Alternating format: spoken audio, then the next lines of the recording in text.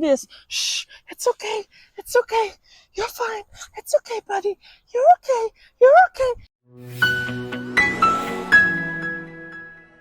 Hey guys, in today's video we're going to discuss 4 different ways on how to make a walk with a reactive dog easier.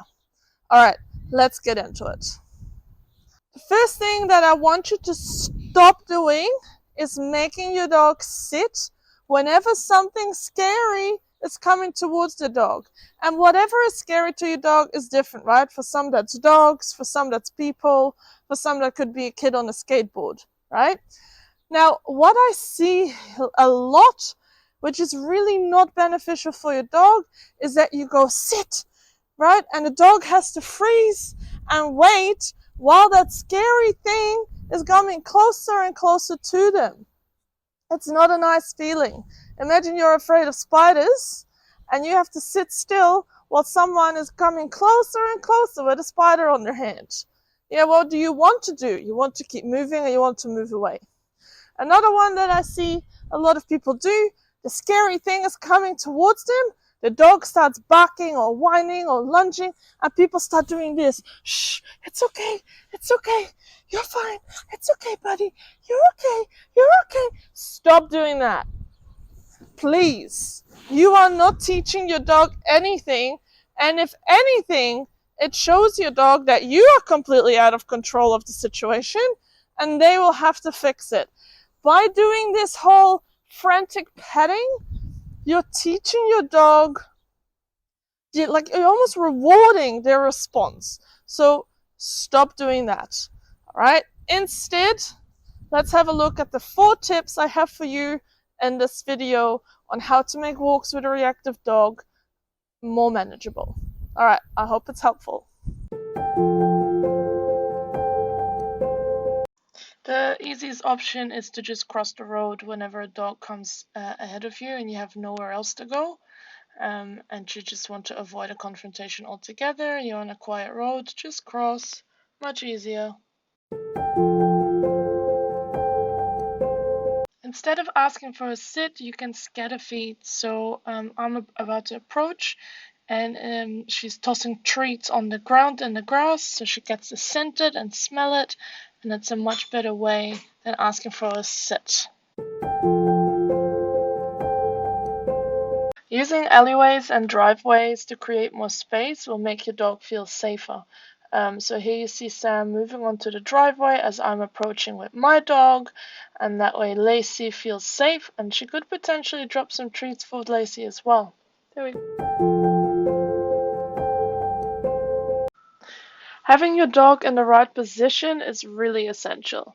But first, if your dog is pulling on lead and reactive, you have to fix the pulling on lead issue first.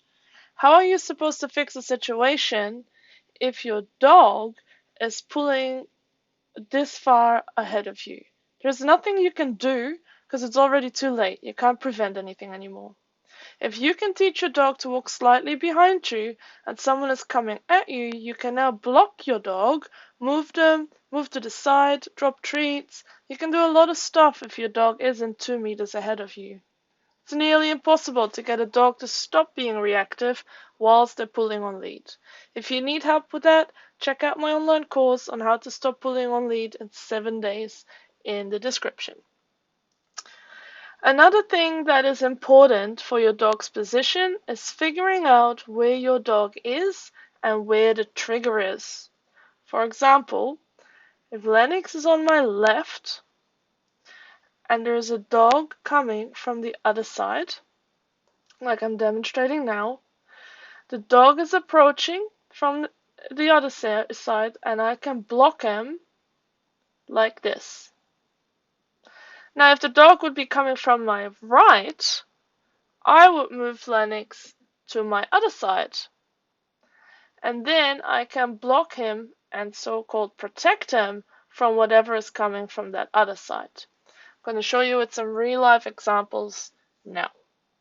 So it shows your dog that you're in control of the situation, that you're protecting them, and they don't need to do the protecting for you. Okay, so at the moment we have Zelda on the right, and we have Lennox on the left. And what I'd like you to do in a second is walk through like a tunnel, yeah? Because when you do not have the option to cross the street, you don't have the option to go into a driveway, and there's dogs on both sides, you have to figure out a way how to get through that situation. And it might be that you need to be changing your dog from left to right, however, wherever the trigger is for your dog. If your dog has a trigger to skateboards, then you might have to change to the side that the skateboarder is not coming.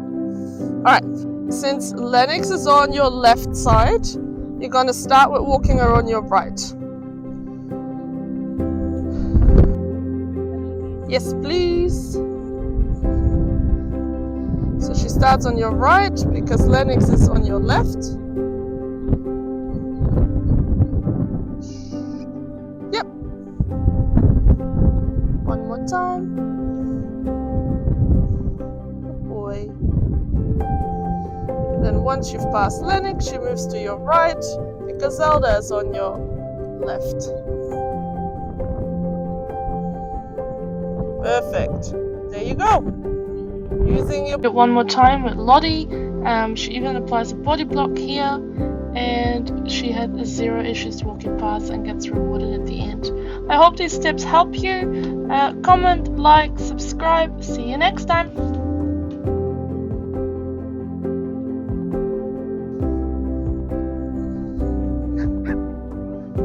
It's alright. So we...